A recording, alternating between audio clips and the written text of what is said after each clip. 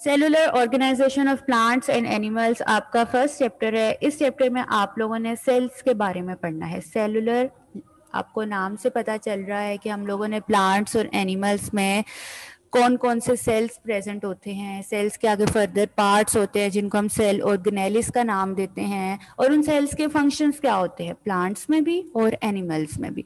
हम लोग one by one उसको पढ़ेंगे। सबसे पहले मैं बात करती हूँ सेल की। सेल होता क्या है, व्हाट इज सेल?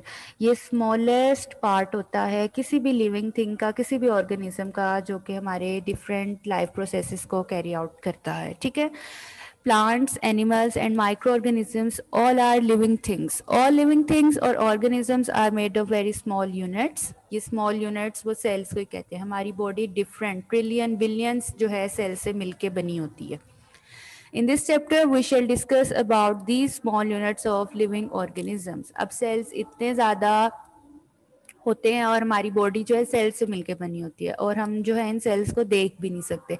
आगे हम लोग पढ़ेंगे अभी इस चैप्टर में कि हम इन सेल्स की स्टडी किस तरह करते हैं, क्योंकि हम लोगों को ऐसे तो नहीं नज़र आ रही होती कि हम कहें लो जी मेरे साथ सेल पड़ा हुआ है, मेरे सामने सेल है, मैं उसको देख लूँ, मैं उसको नर्व सेल का नाम दे दूँ, ब्लड सेल का नाम दे दूँ। इतने सारे सेल्स होते हैं, हम उसको माइक्रोस्कोप के थ्रू देखते हैं। और अभी हम लोग नेक्स्ट क्लास में इंशाल्लाह, आज तो मैं थोड़ा सा आपको काम करवा रही हूँ, नेक्स्ट क्लास में हम माइक्रोस्कोप के बारे में डिटेल में पढ़ेंगे। सेल्स से स्टार्ट में कर रही हूँ। All living things are made of cell. A cell is the smallest part of living thing that can carry out life activities. इस लाइन को हाईलाइट कर लें। A cell is the smallest part of a living thing that can carry out life activities. अभी मैंने आपको बताया है living things का जो स्मॉलेस्ट पार्ट होता है वो सेल होता है, जो कि हमारी लाइफ एक्टिविटीज़, जितनी भी हम लोग की एक्टिविटीज़ हैं उसको कंट्रोल करता है। Plants and animals are made of trillions of cells, इसको भी हाईलाइट कर लें। Some living organisms consist of only one cell, for example bacteria, इसको भी highlight करें। Cells are different in sizes, shapes and functions. उसने कहा है कुछ जो organisms होते हैं उनमें सिर्फ एक सेल होता है, कुछ में there are more than two cells, दो या दो से ज़्यादा भी सेल्स हो सकते हैं। अब जिस ऑर्गेनिज्म में सिर्फ एक सेल होता है, आपकी बुक पे उन्होंने उसकी एग्जाम्पल मेंशन कर दी है बैक्टीरिया। बैक्टीरिया में सिर्फ एक सेल प्रेजेंट होता है। आप लोग 5 में भी पढ़ के आए हो prokaryotes, eukaryotes, multi cellular, unicellular. अच्छे से आप लोगों ने क्लासिफिकेशन वाले चैप्टर में पढ़ा था, तो वही बात है।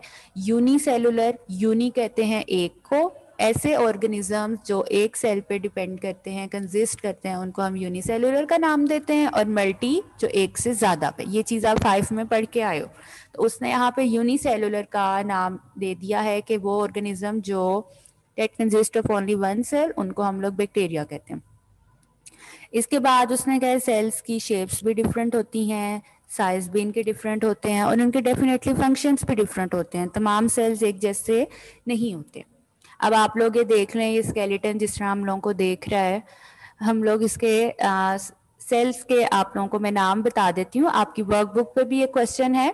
उसने कहा है कि आपके बॉडी में जितने भी डिफरेंट टाइप्स के सेल्स होते हैं उनके नाम हैं। नर्व सेल्स, जहाँ पे भी नर्व सेल का जिक्र आएगा आपने याद रखना है ब्रेन में नर्व सेल्स प्रेजेंट होते हैं। ठीक है, जहाँ पे भी नर्व सेल का जिक्र होगा आपने समझ जाना है इसका कनेक्शन ब्रेन के साथ है, नर्वस सिस्टम के साथ है। और आप लोगों ने अगेन 5 क्लास में ये फर्स्ट यूनिट में पढ़ा है। ठीक है, आफ्टर देन इसके बाद स्किन सेल्स होते हैं जो हमारी स्किन में प्रेजेंट होते हैं, बोन सेल्स होते हैं जो बोन्स में होते हैं, मसल सेल्स मसल्स में होते हैं, red blood cells, white blood cells, इतने सारे ये सेल्स हैं। तो आप लोग याद रखिएगा इन तमाम सेल्स का फंक्शन भी डिफरेंट है, शेप साइज भी डिफरेंट है। ठीक है, नेक्स्ट पेज पे आ जाएं। Some cells are large enough to be seen with the naked eye such as yolk of an egg. कुछ वो सेल्स कहते हैं इतने बड़े होते हैं जिनको हम देख सकते हैं अपनी आंख से, यानी कि योक ऑफ एन एग। आप लोग जब एग तोड़ते हो आपको बीच में से उसको येलो कलर की योक नजर आती है, बेटा वो इटसेल्फ एक सेल होता है yolk. But most cells are too small, लेकिन बहुत से सेल्स ऐसे होते हैं जो बहुत छोटे होते हैं।